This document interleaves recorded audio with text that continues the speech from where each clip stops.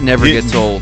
God, that's such a good beat. Hey, beat goes so hard. Yo, what up? Welcome to the Whiskey Conversation podcast, fellas. What's good? Hello. And lady, how are you? Hello. I'm good. Well, you know how we started with the toast. Calvin got the Fiji. Okay. Oh, Clink? clack. Yeah, I was waiting for that. That was kind of weird. Yeah, it was a quiet. Hold on. You got a wine glass? Didn't you come at us about a wine glass? I said the same thing. Didn't you try Behind to the come at us scenes. with a wine No, glass? I came at y'all for drinking wine. I ain't coming at you but for having you a did wine come at glass. us about drinking whiskey out of a wine glass. No, listen here. Bro, check it. You did. Let me tell you what happened, right? So we have a special guest. And for us, the last time we had ladies on here, we looked real bad by giving them plastic cups. So why you didn't give her the wine glass? So I gave it. It didn't matter, bro. It didn't matter. I was trying to do the gentleman thing. Can you just let me be great? Jesus, did you order your food? 'Cause I see where this is finna go already. We got angry Calvin until he get ready to eat. He's gonna Uber eat again. Man, Uber eat. He gonna get up and get his food. What you getting? Chipotle? You eating healthy? Oh yeah. You need something near, huh? Get real quick. Close, Man, real quick. We are excited to be back, man. I missed the last one y'all did, man. So I finally seen Lion King, and What'd you think? What'd you think about Beyonce? real quick, because you just spoke. So sorry. let me introduce the guest first. Let me do that. I'm sorry. We got Miss Terri Ijeoma. Did I say that right? You did. Oh, There we go. He was practicing so hard behind the camera. I'm trying not to forget that. Right but before we went live, he's just like, I hope I don't screw this up. I hope I don't screw this up. I know, but go ahead and introduce yourself. Tell the people what you do and all of that good stuff. Sure. So my name is Terri Ijeoma, and I teach people how to invest in the stock market. But the thing is for short-term gains. So whether they want to travel, pay off debt, replace their income, I teach them how to do that using stocks. So that's what I do. A couple of the things that I've been able to do with it. So I was able to quit my job and start traveling around the world trading stocks. I was able to pay off my student loans in 30 days. I'm buying a house cash right now. So that's some of the stuff you can do with the stock market. If any of that money is ever weighing down too hard in your purse, let me know. I got some student loans, okay? Just to let you, I got you. This isn't for me. This is for you, okay? Yes. Okay, we're going to get into that later, man, because we definitely got to revisit that. I thought selling drugs was the way to go. Listen, this sounds a lot smarter man, I know that, and legal. It's legal, right? Yeah, Yeah. I know. I was about to say selling drugs. That's the only thing I know. Flipping is what we call it, Austin. Flipping the money, you know what I'm saying? What's the difference between flipping and slinging? Don't worry about it. I mean, All right. you got flip. All right, don't explain it. Sorry. Too much to explain. But no, so I was talking about the Lion King joint, man. I finally got a chance to see it, and man, I went into it. I heard everybody's opinion. I was just hoping everybody was overreacting about Beyonce. And then she read the first lines, and I was like, oh, my God, this is terrible. And so I was very disappointed, really, in the whole movie. Like, to be honest with you, I liked it just because I'm a huge Lion King fan. But, like, to me, the only saving grace was Timon and Pumbaa, to me. It's just my opinion. I know y'all already discussed it, but I had to come on and give my opinion. And Miss Terri, have you seen it? I saw it. Okay. I saw it. What did you think about it? I thought it was We know exactly what that means by that. Right. We know exactly what that means. Exactly. Right. It was very much to the old movie, but it was kind of slow. I think they were trying to make it really pretty and what is it, cinematographer? I don't know the right word. Cinematic. Yeah. So they were like extending scenes. Like the mouse took forever to get up the hill. Just so that was what I was That's saying. funny. That's crazy. Yeah. By the way, I think that was the first time all three of us said something smart in unison. Said cinematic. Oh, okay. We're usually off the cuff. I think that was the smartest thing we said in unison. I'm proud of us. We're you growing go. a lot. Great for we appreciate you. Calm down, Calvin. You're getting way too excited over there. Okay. Calvin. I'm not gonna have this. Okay. Calvin You're gonna gonna- act like a gentleman. We have a lady here. Calvin gonna be You're so gonna calm quiet down. this episode until his food comes, man. I wish he would have ordered it on his way up here because we ain't gonna hear nothing. No, but yeah, man, it was just very disappointing to see that, man. And like I said, like I was probably like, Beyonce, she's not gonna be this bad. She know how big this is. She's not gonna be that bad. And I seen one of the posts where they said it sounded like she was reading her lines with her finger, like she was like somebody that read along with their finger. I just felt so bad. I was like, man, this is terrible. Like, but Timon and Pumbaa actually they saved it. So, or at least made it respectable, I say. I still haven't seen the movie. I've only seen that trailer where she comes in and says that line like Simba. God. Just the way she said it, I'm like, Just watch it on fire. Yeah, I don't- just yeah, wait, bro. I don't. Just wait, man. You ain't don't waste your time, bro. But man, we talked about free agency basketball, man. But with football season is officially started, we're in So training freaking camp. psyched. Man. What your team? We don't really care about the Falcons. I don't really care about the Cowboys, so at least we understand each other you now. do, because you actually make posts Can't about be the America's Cowboys. team until you win. You make posts about the Cowboys and not a fan. I did. Yeah, And I'm proud of it. But nobody makes posts about Our haters the are our Falcons. biggest fans. They the biggest fans. They talk haters about the are our Cowboys biggest fans. more than Okay, define we do. define a fan, because I think What you it's are. What you are. What you are. Oh, Haters. okay, that's so generic. What does that mean? What does a fan mean? Our haters are our biggest fans. You're brother. saying the same thing. You're not defining what a fan is. Y'all Y'all promote worried the team. about us. Y'all promote the Y'all team promote more us. than we do. I will say this. Oh. I will look at the camera when I say this. All right. Brings me more joy to hate on the Cowboys than I do to support To the cheer Falcons. for your own team. That's terrible. I like it. That's I like terrible. it. Are you a football fan?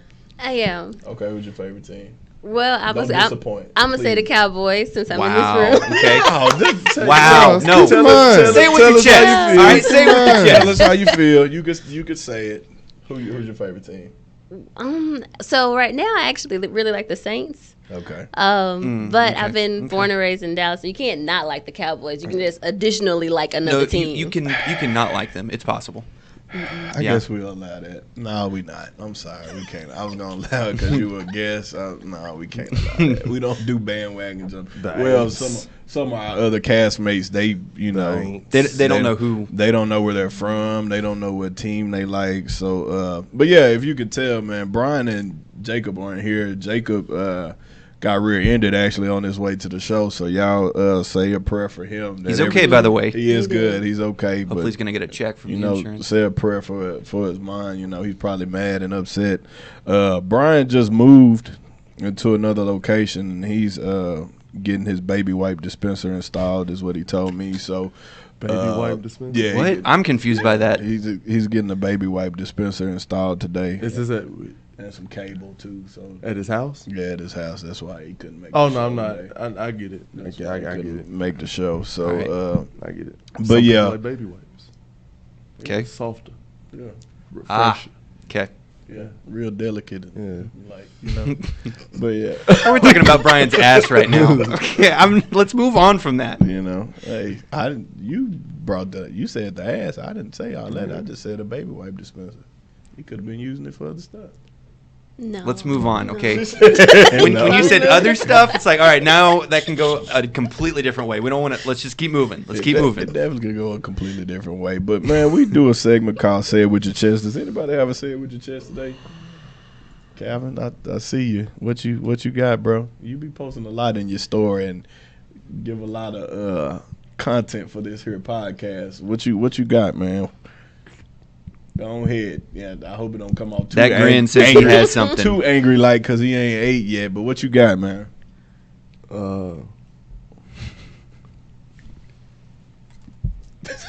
The thinking face, Did you hear that?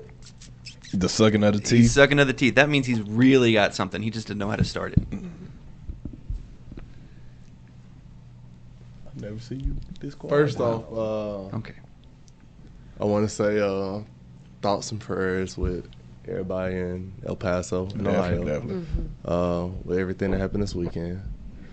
I think my say it with my chest comes.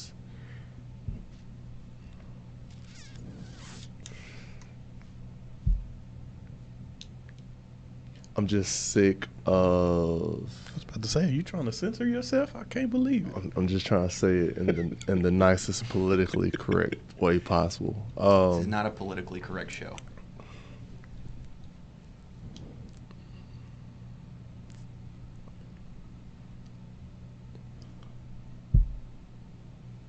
I'm sick of the justice system being slapped in black people's faces.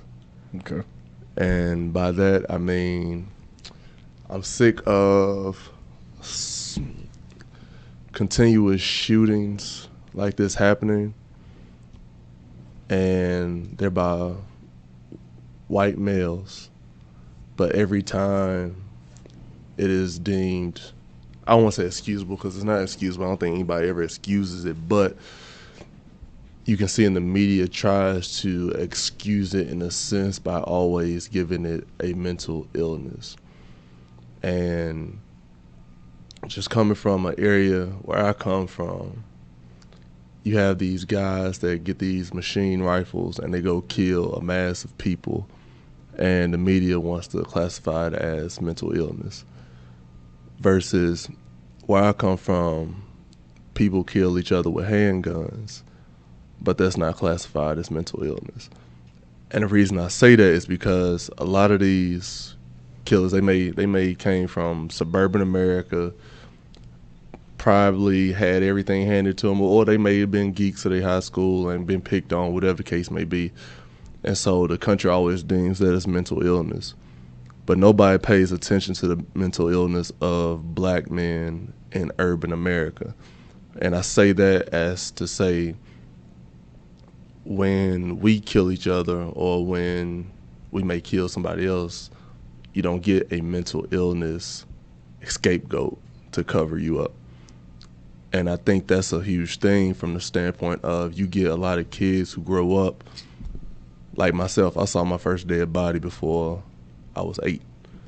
Like, you hear gunshots all the time. You see people getting killed. You see, as a kid, we knew what a dope fiend was at a young age, but we deemed it as how we grew up, and we normalized it. And then once you grow up, well, you get in your teenage years and a lot of this stuff, I was just grateful to have the family and the village that I had to kind of keep me grounded, keep me away from a good majority of stuff, but I was still exposed to it, versus you have a lot of other people who are exposed to this stuff, so they grow up and that's all that they know. Like, people talk about the military and having PTSD. Well, people have PTSD coming from the hood. Like, I still jump if I hear like a loud noise or a bang because that's what you program to. But mental illness is never given as a scapegoat, or mental illness is never addressed when it comes to the kids of inner city America. It's always brought up and addressed when you have these mass shootings going on as a way to try to humanize these people who have killed hundreds of people, and they just so happen to be white. But with black people, we don't get that same privilege.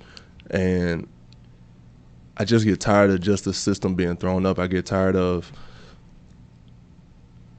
black boy goes to jail for 10 plus years for getting consensual oral sex from a white female, versus you have this white Stanford grad who rapes a woman unconsciously, but he's deemed too affluent to go to jail. Like, I'm just tired of the media. I'm tired of the judicial system just always being slapped in our face, and we're supposed to act like we're begging, or we're just beating a dead horse by like putting it out there that this isn't right. Like, this is not acceptable. Like, if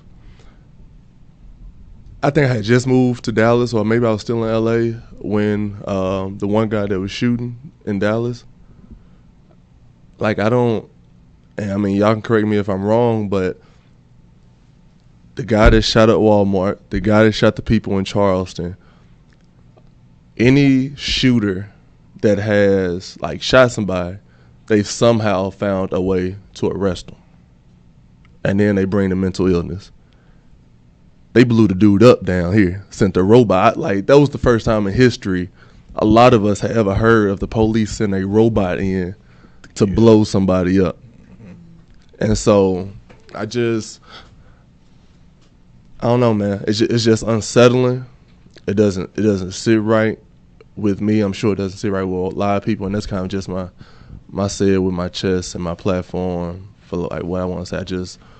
I'm just tired of stuff being thrown in our face, and we're supposed to act like that is normal. Yeah. So, if I may, because I mean, I want to be very sensitive to this, because obviously it weighs on you a lot. So, not trying to start a debate. I want to understand better. And I wrote it down because I want to make sure I'm clear with this. So is your anger more towards the media? And you had brought up white culture, essentially. Is your anger directed towards the media, white culture, or something else? You would mention the judicial system. Is it something specific? Is it a little bit of all? Like, where is it more? It's encompassing of everything. I think the media is a reflection of the judicial system and the justice system. I think I got into it with one of my college teammates. He DM'd me once I had posted the picture of the police handcuffing the black guy while the white guy with the guns was walking by. And I mean, he's a police officer. He DM'd me, he's like, that picture is wrong, that's racist, like, and then for you to view that makes you racist. I'm like, my picture is not saying that all police are racist. I don't believe all cops are racist, but I'm saying that the system is historically proven to be racist, and for you as a cop to not understand that these things go on within your profession is an injustice that you're doing to the people. Yes, you turning a blind eye to everything. Yeah. I saw the picture that you posted. Again, I have a different perspective. And I want to ask this not as a defense, like, oh, well, I need to defend white people. That's not where I'm coming from. Right. Where I'm coming from is how would have the response have been different if, the two horses and the guy in the middle, if that was a white guy? Because they are cops on horses, so how else are you going to hold the person in custody? Doesn't matter. Are you talking about that? I was talking about the earlier one. Okay, but then I'm talking about a different one. But so I was talking about the one I had posted before that. But even that one with the cops, I mean, at the end of the day, you just gotta have some kind of common sense about the whole situation. Like, I'm sure them cops got walkie-talkies. Right. This is I'm America. sure that they can tell, hey, we need a squad car, patrol car for this guy. But I mean, even the chief was like, yeah, that was a poor decision that they made. Like, that's just like, you got so two. The chief came out and said something. Yeah, you got two white cops on a horse walking a black man on a leash handcuffed. Like, that makes no sense.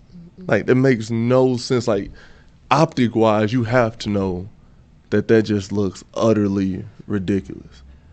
But again, there won't be any repercussion for it because nobody truly cares. We'll make an uproar, but nobody truly cares that it happens. Yeah, that's So crazy. you- I don't mean to cut you off because we can go on this all day long, and like you said, man, I think it's a combination of everything. The justice system, of course, the media, of course, blows things up as well. And it looks bad. It is bad, not looks bad. It is bad. And I'm same thing as you, man. I'm fed up too with it. I'm from the hood too. I've seen it. I grew up, like you said, you knew what a dope fiend was. We had a trap 2 houses down from where we stayed. So stuff that, you know what I'm saying, that certain cultures don't grow up with. We grew up with it, had to deal with it, gunshots, all of that, man. And just to see that it's continuing, like some of the behaviors and everything, man, it's saddening and disappointing. But we're going to go ahead and jump into the topic. We might have to come back and discuss this again one day. But the topic for today, we're talking financial stability, being financially fit is what we gonna coin the term. And we have, of course, that's why we brought on Miss Terri here today, because she is an expert, financial expert. And of course we have our own residential financial expert, Mr. Calvin Hilliard himself. He opened up his own bank in East St. Louis called Best Bank. So we, but no, we're gonna go ahead. Wow, that was smooth. That was said smooth. it with a straight face and everything. Honestly, when you said vest, Best Bank, bro, my blood sugar just started going. But yeah, man. So y'all gotta go check out that. If y'all don't know what that is, go check out the Rep Your Hood episode where we Calvin's from East St. Louis and he brought us some Vest soda. It was the best soda that I had in a while. So y'all got to go check that out. But no, we're talking being financially fit. That wasn't soda. That was corn syrup. I just gotta say, come on. Financially, Let's be honest now. Yeah, it was sweet. 80 grams of sugar, soda my ass. financially fit and financially accountable. Calvin, I'm gonna go ahead and start with you, and then we'll bring Terry into the fold. What I mean when we're talking about financially fit, what are some tips or suggestions that you have for people? I mean, working in banking for the time that I did, and I mean, I can't touch on that. I think it's crazy to see just how financially irresponsible people are with their money. And then, I mean, you see it from even before getting a profession, like with our society. You know that people would rather have designer this, designer that, da-da-da, still staying with your mom.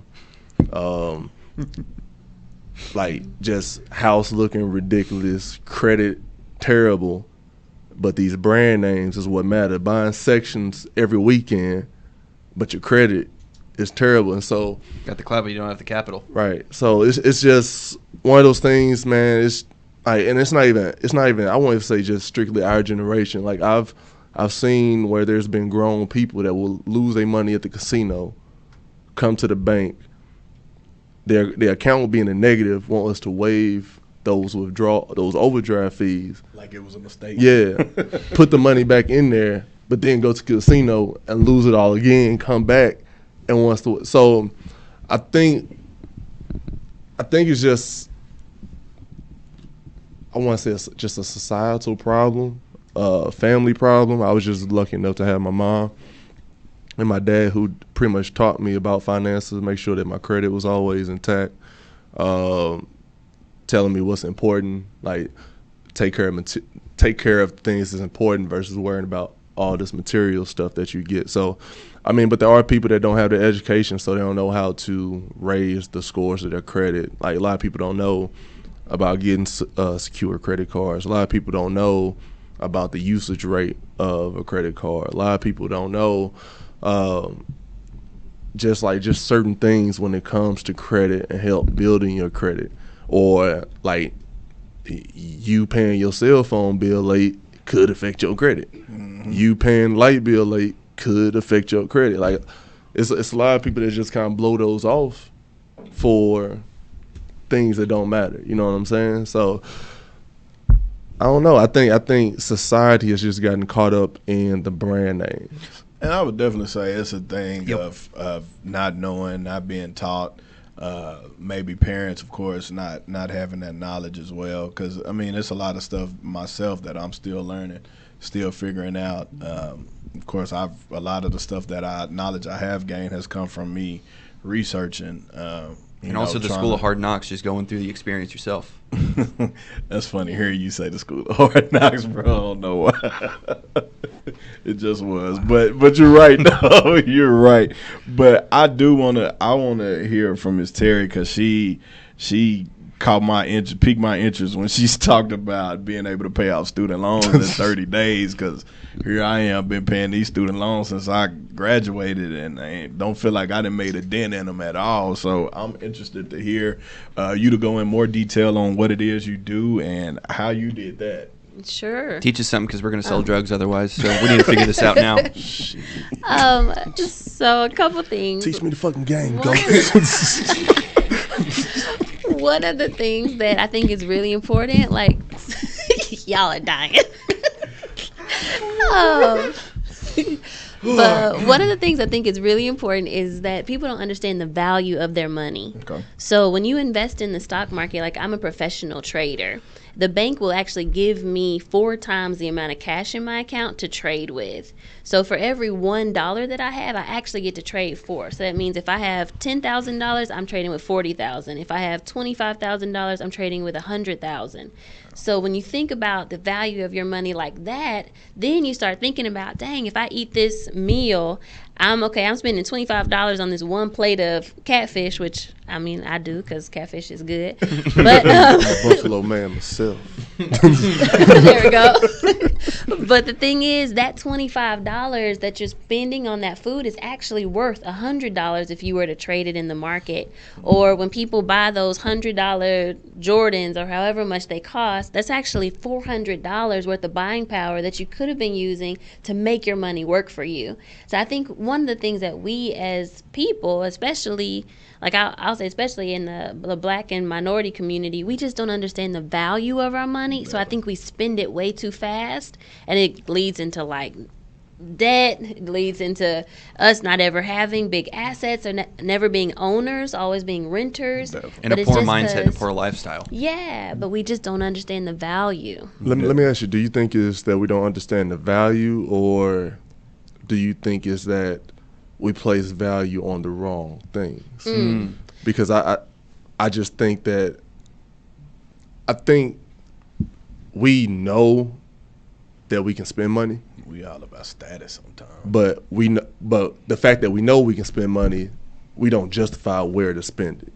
What do you think about that? So I agree with you, but I think I would flip it a little bit, and I would say, so yes, we place value on the wrong things, but we also don't understand what we could have, like the opportunity cost of like what we could have had if we had used our money in a different way. So for example, the student loan stuff. So I was able to take the money and then pay off over $17,000 worth of debt in 30 days. But that's because I was able to invest it in the stock market and then make that money flip. Like I was able to double my money. If we knew that we could do that, then we'd put more value on the money. So I feel like it's a thing of like we value the wrong things because we don't know that what we could do in a different way. Does that make sense, or is that confusing? No, that does make sense. So let me ask you. She's over here feeling convicted from my Taco Bell purchases now. Because she hit you with the food, huh? Shut up. No, so let me ask you about the stock market. Is that like, I guess you doing your research? Is that a bit of luck, or like as far as like stocks paying off? Or because the stock market is, I've looked at it and I think I did like penny stocks for a while, played around with it. But it's scary, like to be able, you know what I mean, to invest your money and not really know what you're gonna get back, you know. So yeah, I think people definitely need to take a class. It's not something that you can just read a book, because the stock market is kind of like becoming a doctor or learning a different language. It's hard to just read a book and then be fluent. Definitely. Or even if you're a doctor, like you got to get the education, then you go to residency and practice first before you actually start working on real people. In stocks, you have to do the same thing, like go to a class first, understand how to trade, then you can start practicing and actually making money. Okay.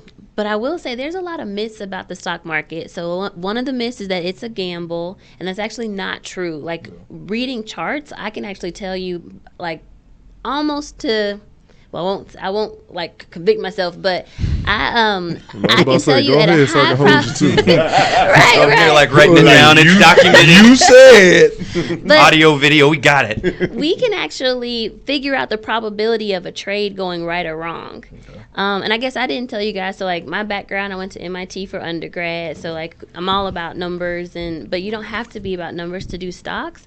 But just knowing that you can predict the probability of a stock going right or wrong. You just need to know the right formulas. Okay. So it's actually not a gamble. It'd be like Steph Curry going to the free throw line. You know when he goes, there's a high probability he's going to make it. Come on, basketball. So, so then the same thing is with stocks. We can calculate the probability and know that, okay, if I take this one, I have a high probability of winning and making money. If I take this one, then my risk is high and I'm not going to make as much money. Okay. So, like, that's a myth. Another myth is that you have to have a lot of money. You don't, because that margin thing I was just telling y'all about. Like, if I have a small account, but they let me trade with 4 times that, I can actually buy value companies with a smaller account. Okay. So, like, that's a myth. Another myth that I hear a lot is that you have to buy and hold. But recently, like just this week, the market went down 950 points. A buy and hold person would be losing all their money if they just buy and hold. So it's better to be able to have stops in place and a good risk management plan so that if it does come down, it can get you out of the trade and then you can get back in when the prices are lower. Like that's actually better than that buy and hold thing. Like that's old. That's not. You can actually do quite well not buying and holding. Like, so who got you into the stock market? Because I got a 2-part question. There's one for her and one for Austin. Did you grow up? Did your parents kind of raise you in that financial realm to where you kind of? I mean, I'm sure they didn't raise you like looking at stocks and everything like that. But did they kind of raise you in like that financial accountability realm when you grew up, or you just kind of the stocks was just something you jumped in your adulthood? Not at all. So my mom was a single parent, and I was raised by my mom and grandmother. They didn't know anything about stocks. Okay. I did a summer program my senior year or junior year going into senior year of high school at Northwestern University, and they took us to the Chicago Stock Exchange. Okay. So that was like my first eye of it. But then I went back home, and I remember like Google IPO'd that year, but we didn't know how to do it. Like we didn't know how to open an account. We didn't know how, like we didn't know anything. But I knew it was something I should do, but it was $83 at the time. Now Google's over $1,200. Well, today it came down a little bit. It's like $1,170 a share per share. And when I was trying to get in, it was $83. So you can just imagine like what it would have been like if we really You can knew. Google these nuts. Man, So, that's funny. yeah. Like you talked about like missed opportunities. I remember having a college professor tell me he had a chance to get in when Apple first came about, and he was like, "Oh, that ain't gonna do nothing." And of course, we know what Apple is today. So that's crazy. But we had somebody on here ask, do you have any books or reading material that you would recommend for somebody to gain knowledge or? No, so I actually ended up creating a course. Okay. So I actually have a class they can go take because Okay. I couldn't find any good resources. People Okay. kept asking me, like, I was traveling all over, like, She said, "Fuck these books, come to me." Yeah. I was about to say, that's an entrepreneur right Yeah, there. holla I at couldn't me. find anything, so I made my own Made kingdom. it up. I am the Yeah. resource. What you want to Got my know? own book. I am the missing link. For $19.99, you can get your personal prayer package. You can be a world market trader. Shipping and handling fees included, but sorry. No, go ahead. But I it's told you we go off the It's cuff. true. So like when I quit my job, I was in education. I was assistant principal of elementary school. God bless your soul. I know, right? But the stocks became so big that I was able to quit and start traveling. So I was in like Thailand for a month, Vietnam for a month, South Korea for a month. And people kept asking me, and so I would look for stuff to tell them because I didn't want to go on all these like coffee dates. Oh, can I take you to coffee? Can I take you to this? But ended up creating a class. I was like, okay, fine, guys, come in here. I'll teach you. And I thought it would be a one-time thing, and it ended up being this. Like, oh, is this everybody kept, is this a series? Yeah. And I'm like, no. Yes, it But is. then- right. So $19.99. now it's a course. So I don't know if do y'all post or I could say the link or anything, but Yeah, We'll definitely you drop can you the link and yeah. stuff Yeah. below. Yeah, go ahead and give that link now. Give that information now. yeah, okay. If people are interested, they can go to itradeandtravel.com. Okay. So you had mentioned coming from an education background. So I wanted to make this comment earlier, but I'm glad that you brought it up. Unfortunately, with our country right now, I mean, we have got a very high divorce rate. I mean, it's over 50%. So, I mean, it's over half the families being divorced. And so, you would expect simple things like this, like budgeting, to be taught in the household. But a lot of people don't have one parent, they don't have both parents, and they don't have a parent to teach them these things. Luckily, I mean, I had parents who tried to teach me the whole budgeting system and the envelope, and I was like, forget that. I don't want to carry around envelopes. And then You must have done Dave Ramsey or something like yeah, that. they did that, and then I'm like, oh, fine. And then when I became an adult, I'm like, the budget actually is pretty smart.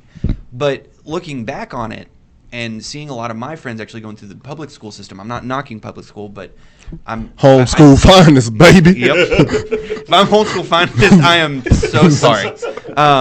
Boy was ahead of his class. Hey, number one, baby. One of one, baby. Yeah, one of on one. one. God, you got me off track. Oh, okay. So here we go. So I think an issue with, I would say, that I have with the education system is this not being taught regularly, because in That's because in we high learned about school- European history. in high school and college, a lot of times, we're taught history as this happened here. Remember this person, test on Friday.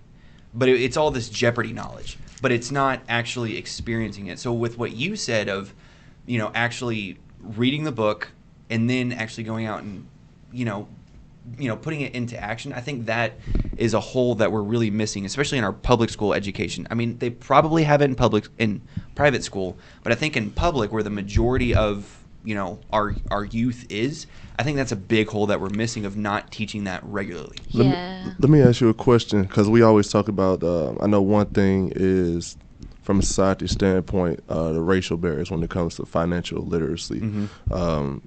there's a lot of black families that behind the 8 ball compared to the average white family in America. Just coming from your family, did your parents kind of groom you in that financial literacy, like high school, college, like as you got older, or where it's kind of like you just kind of learned on your own once you I'd say got older? I'd say it's a balance because my parents actually used to give me an allowance, and then they started taking Dave Ramsey, and suddenly my allowance went away, and I'm like, well, I hate this. The reason why is because Dave Ramsey was talking about, as a part of a family, as a part of a team, you have a specific job. So taking out the trash or cleaning your toilets or anything like that, I mean, you shouldn't be rewarded for that because that's what's expected of being a part of a family. And so You need to kick Dave Ramsey ass then. probably got really good lawyers, and so I don't really want to do that. So, but my parents really did try to teach me, and when I say try, it's because I didn't put that in emotion. I didn't see value in that, so I didn't put my value proposition there until I became an adult. I just hate you looking down. Okay, I'm sorry. You're like, I feel some kind of way today. I can't do it today. So now we're. I appreciate here we you. go. Yeah, I appreciate So you. I didn't really put in the effort myself, and so my parents really did try to teach me the value of things, but I didn't understand because for me, I'm a kinetic learner, so I have to learn by doing. And so my dad gave me a great deal of a house that he owned. So my brother and I were paying rent to him, and it was like dirt cheap. But I was really behind on like 3 or 4 months rent because I'm like, oh, it's my dad, he'll help me out. Oh, it's my dad, he'll help me out. And I got in that mindset, and I'm going, what I need to do is actually get an apartment. Dad's about to evict your ass. Yeah, I was about to say. Change some locks on. But I realized that I actually needed to put myself in a harder situation where there was no safety net. So where you I could had be to accountable to yourself. Exactly. And so that's what I've constantly been doing for myself because I recently just moved into a duplex where it's twice as much as I've been paying this last time, and it's way more than I was ever expecting. But what I love about it is that it's putting me in a position where, listen, I have no other choice but to be smarter with my money right now, or I'm going to be on the street, or I am going to be behind, I'm going to have all these late charges, or whatever that may be. I need to put myself in a position where you have no other choice but to do exactly what you're supposed to. Right. So no fault of my parents. I put the blame on me because I didn't actually put into action what they were trying to teach me. Did that answer your question? Mm-hmm. Okay. Do you feel like that's wise, though, or did you overextend yourself? I'd say everything comes with balance. There were plenty of things where, I look back at the opportunities that my dad gave me, and, I just took advantage of that. And so I should have learned a lot quicker. I just knew for me, I had to put myself in just a harder position to succeed. And so, obviously, I don't make the wisest decisions, but I knew that if I didn't put myself in a position where, I'm not going to fail in this situation, then I'm going to just be chill, not worried about anything. But if I put myself in a position where I think I actually might not be able to pay this, not where my rent is more than my actual expenses or my actual income, but it's putting me in a position where I'm going, I have to push myself here. I have to make smarter choices when I go grocery shopping, not eat out all the time, buy those meals that I can turn one meal into shut your mouth. But like turn, that one meal into like 4, 5, or 6 meals that can like spread out, and I'm not eating out. So like I said, I'm a kinetic learner, and so I have to push myself outside of my comfort zone to be able to learn. And I've only been in my house for about 2 weeks now, and I'm really learning so much more now because I'm going, people say, hey, I want to grab a cigar, or like, hey, let's go. That's grab a drink or $9, something. baby. I need to keep that. Yeah, in and I'm there. just like, that's like 2 or 3 meals right there, Plus like gas. one time. And so I think it's just finding a balance. A big word for me this year has been balance. So it's not saying, you can't do anything and just save all your money, but don't go out every night and hang out with your friends or whatever. It comes in balance. Sometimes there are very thin months, and sometimes you have more than you expected. Yeah. So it's just keeping everything in moderation and in balance. Austin gonna be eating a lot of spaghetti. Sound like. And some fish. Bro, Hey, no, I think that's no I joke. think- I actually have a big old pot of spaghetti in my, All you need is some my fish fridge right now. All you need is some fish, baby. But I think that's a good thing what you said about balance, because like if you follow a lot of people on social media will have you going broke. Comparison And is killer. social media has a lot of people going broke because you see everybody having brunch, you see everybody doing this, you see everybody doing that, and so like everybody every weekend. And I'm not saying don't brunch. I'm not saying don't go out every weekend. If you got it, go ahead. Yeah. But it's definitely people that go out every weekend and spend that money, and then they kind of if you got to look at your account, you gotta keep check your account. You know what I'm saying? You shouldn't be at brunch. You grow up like my younger days, like my early 20s. Yeah, I'm in my early 20s. But like once you get older, you got to be mature enough to where you can go out and enjoy yourself and not be looking at your account, or mature enough to know, hey, I ain't got this right now. I'm not coming out. You know, I think the thing is people hate to say no because they hate of what that perception is going to be with everybody else to say like, oh, you ain't got it. You damn right I ain't got it. Right. But I'm about to get some rest and relaxation on this couch. I think people are afraid to let people hear them turn down good time or spending money. You said something that made sense too. I think if we're honest with ourselves and honest with everybody else, like you said, you damn right I ain't got it. Yeah. You know what I mean? But I think the I keyword, might have it next week. I think the keyword that he used was not now. It doesn't mean like forever, Not like, ever, I can't go out tonight. Because if you say no, it's like, well, I can't ever do it. But if you just say, not now, things are just, not now. I feel so bad for guys too, cause y'all looks like are married and stuff, but man, if you're going on dates, okay. We're still trying to figure life Dang, out. We don't have pointed that out any quick. idea. Calvin gonna be if married y'all in a year probably or something. that'll work. Yeah, whatever. Okay. But I'm just saying, I think dates are expensive, so I feel real bad for you guys. Nah, When y'all take a whole bunch of girls out. But the thing is, Bunch of girls. Just trying to find one right now. Not Austin. The thing is, Economic. Sorry. I'm trying to say. I ain't gonna say it. I don't want to get in trouble going back. Do it. I think even with You dating in a relationship like myself, and I mean Mike married, I think it makes it a lot easier if you have someone. And I said like on the podcast, you have somebody that like treats it as like a partnership, so where it ain't like I'm always paying for us to go eat, or if I go eat, she may pay for us to go to a movie. If we go to a movie, I pay for a ticket. You got to be able to have somebody that's not going to always foot the bill on you. And I think when it comes to dating, and this ties into financial accountability as well, I think that holds a lot of guys back from dating a lot of women or even settling down, because society has programmed women to where like a man needs to do this, and you not do anything. And I think it's giving them that false perception of this is all the financial responsibility is on him versus your money is just to play with yourself. Play with you. Pause. It was like, whoa, where is this going? Your money is used for you to play with. We're very mannish here. As you Pause. But she blew it up first. So she late. She did. I know. She started laughing before any of us said it. She was like, But I think that's kind of where the financial accountability has came in. I mean, even tying into financial accountability, I said this before, and it's like a talk my mom has had with me like a while ago.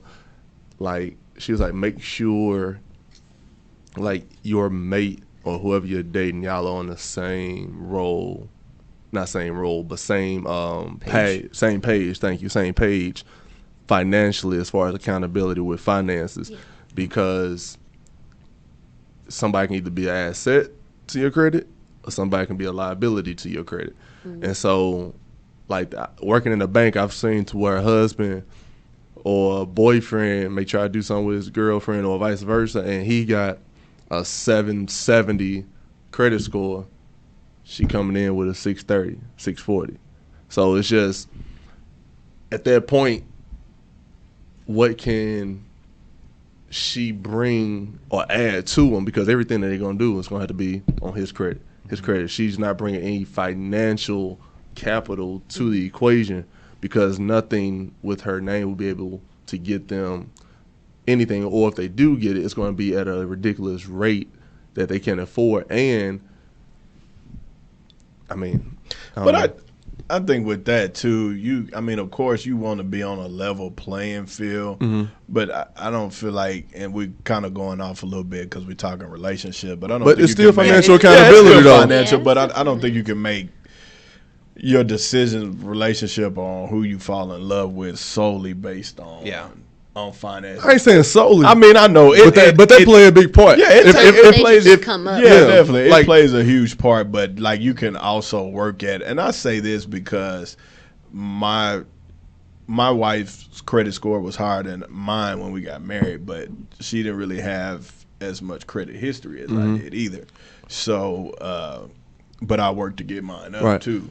And so that's why I say solely. It can't be your soul. But my thing is even though your credit score is probably lower, you are probably still somewhat financially responsible. Yeah. So I think the thing is that credit score matters. Like, I take that into consideration. But I'm never gonna ask that. I can always base a person's credit or financial stability behind how, behind what happened. I can just see you asking the girl, "What's your credit score?" Right.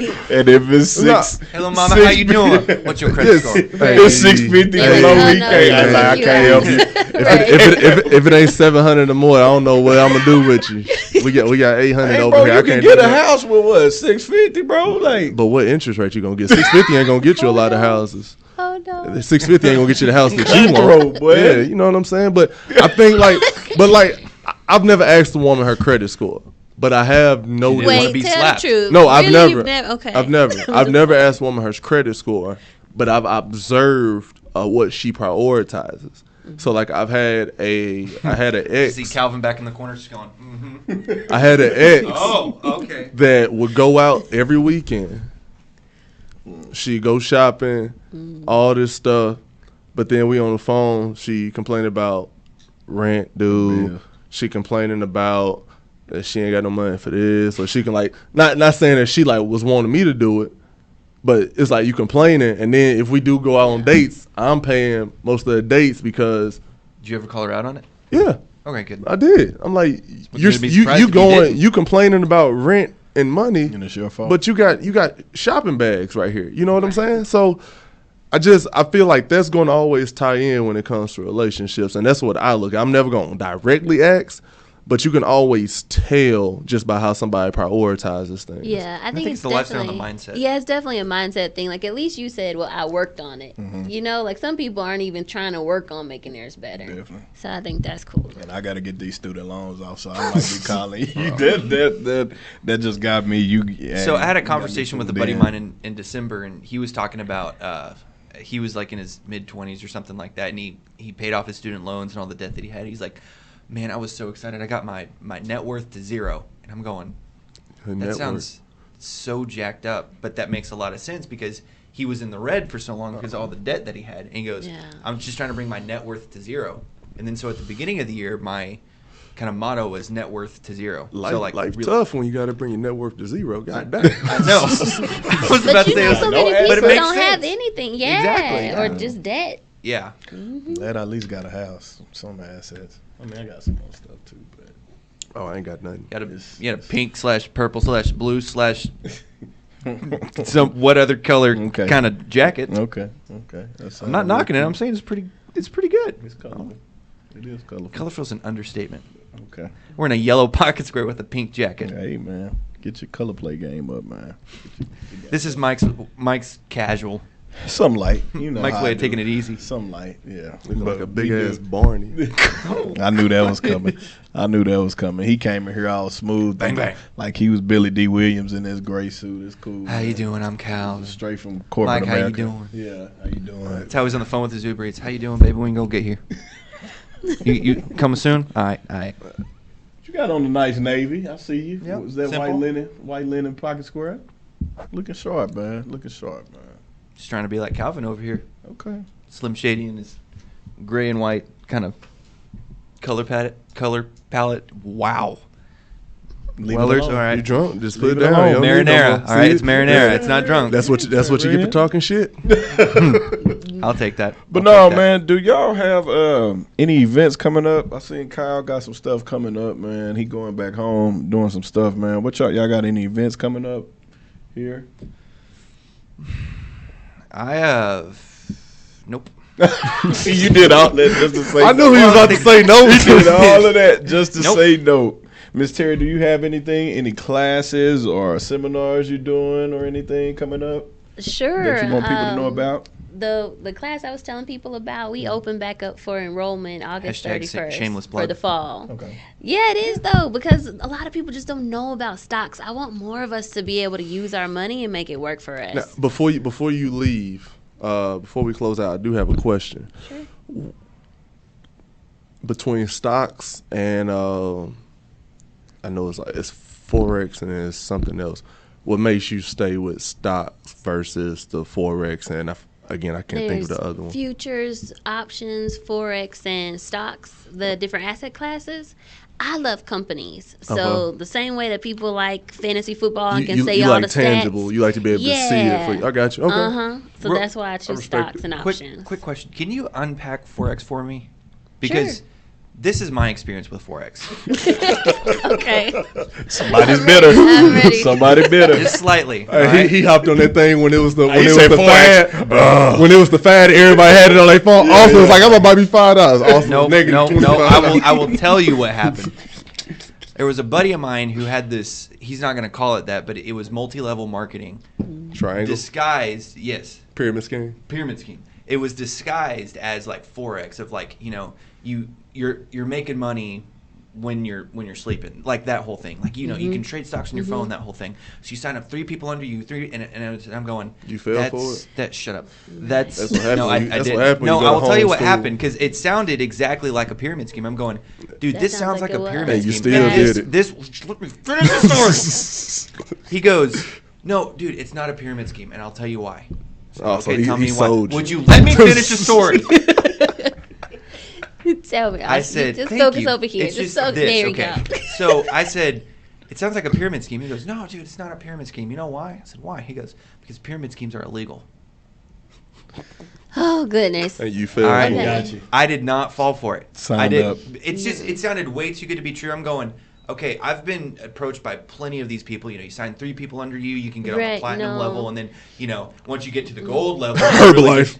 Yep, like that, like everything Right, like that. okay. So that's Yeah, that's can my I- knowledge of Forex, and I'm going, oh, Forex. So Yes. unpack that. Can I talk? And I'm gonna look at the. Can I look at the camera? ahead, look 'Cause at No, the camera. no, you can't. so many people get like caught, and I just don't want that to happen to you guys. So Forex, the actual thing of Forex is you're trading currencies. So it's the difference between like the yen and the dollar, or the Aussie dollar and the American dollar. Or, for example, China just devalued their currency recently, and it did a whole tailspin. Like, that's why the market fell 950 points, because China, now our dollar's not worth as much because China said it's not.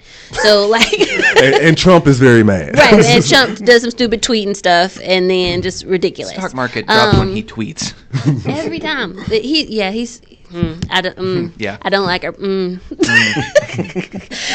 But here's the thing. So when you're trading, you should be able to trade your own money. Never to have somebody else. If they say, "Oh, I'm going to trade for you," that's a no. If somebody says that, "Oh, you have to hire some other people to be under you," that's a no.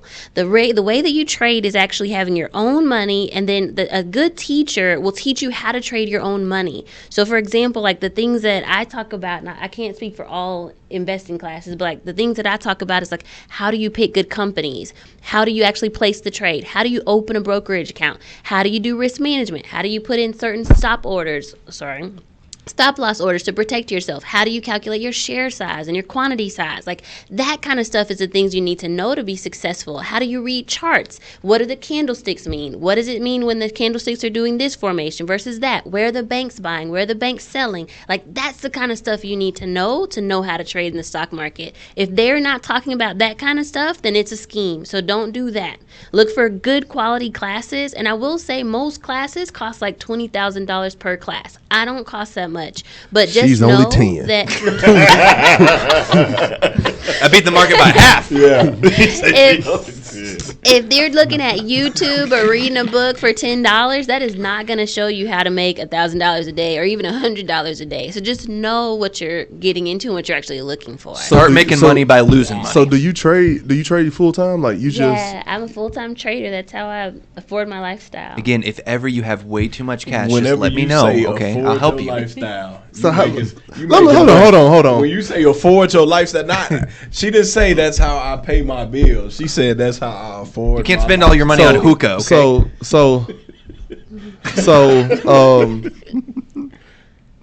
That afford your lifestyle got you too, didn't it? I know It didn't for my lifestyle. It got me. Because I'm trying to get out of corporate America. We got to put. Let me ask this: how many hours a day do you spend trading? Because I know that is a big thing as far as. For me, I can usually trade 4 hours or less. I trade in the beginning of the market. I can trade on my cell phone, so I check the phone around lunchtime, and then the last hour of the market is really important too. So I can usually make my goals in less than 4 hours a day. So you done working before Judge Mathis come on TV? Yes, sir. That'd be Before a yes. all my children. Yeah. I never watched the stories with your grandmother and How long did it take you to become? Cause I'm asking real questions now. 'Cause damn it, my interests are peaked right about now. No, she picked my. I was gonna wait. I wanted her to explain what she do, but I heard was the going. third See, day- I might give me a class. That got How me long right did there. it take you to show profitability in trading, to become proficient in trading? That's my Great. 2 questions. Great question. So I think you can learn to trade in less than 60 days, but then to actually be good, it took me a year. So while I was still an assistant principal at the school, I was still trading every day. Oh, you told the And kids kiss my ass. she didn't say she was a principal, baby. She You said that earlier, baby. Yeah. Babies, I love My- y'all, but I'm gonna go Man, get this check like over here. my goal was I needed to make $300 a day to replace my income. So I was like, okay, let me see if I can make consistently $100 a day.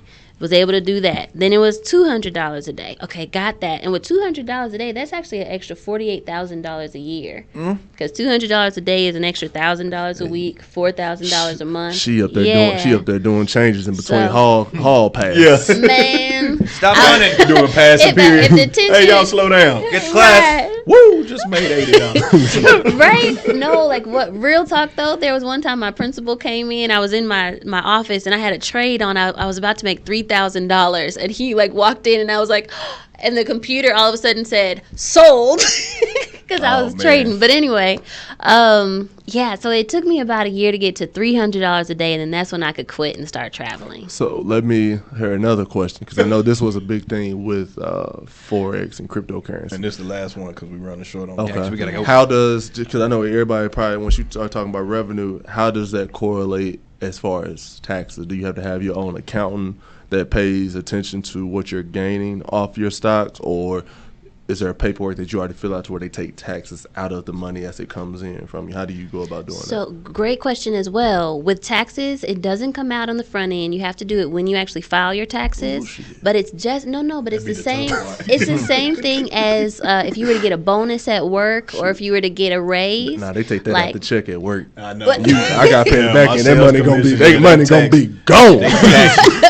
Well then get it. If you can't do that, then get an accountant. Okay. I do have an accountant, but yeah, like people think that you got to pay like these big taxes because it's short-term trading, but really it's the same as your regular tax bracket. Whatever you are at, then that's what you'll pay. Who taught you, or you self-taught? A little bit of both. I've took classes and then like Oh, we gonna talk. We gonna Yeah. talk. Oh, we gonna talk. Oh, we definitely gonna talk. We gonna get your but information. I've been trading for like 9 years, so Oh, yeah, so we Yeah. definitely gonna talk because student loan got me. Of course, I want to get to what he was talking about, but it was the student loan. What just happened? Let's just we'll find out later. Okay. Robert Quinn just fractured his hand. Oh dang, that hurts. He can rate. He'll DN though. He'll DN. He Get that good. club. He good. Yeah, he'll be all right. He'll be back. He'll be ready by game 1. Hopefully, we pray. That hurt me too when you said it. Dang. Okay, but we're gonna go ahead and get out of here, man. We appreciate y'all for Over joining here the smiling. Whiskey Conversation podcast today. Miss Terry, we appreciate you for coming on. Go ahead and give the people your Thank you. information, your IG, Thank Facebook, you. everything. information. Yeah, we need your information too. Instagram is at I'm an Investor. It looks like Imani Investor, but it's I'm an Investor. And then Facebook is Invest with Terri. That's my Facebook page. Okay, cool. But thank y'all for listening. Again, y'all be sure to like, subscribe, share our YouTube channel. We're on Apple Podcasts. We will be coming to Spotify soon, so y'all be on the lookout for that. And as always, we thank you. We out of here. Peace. Thank you.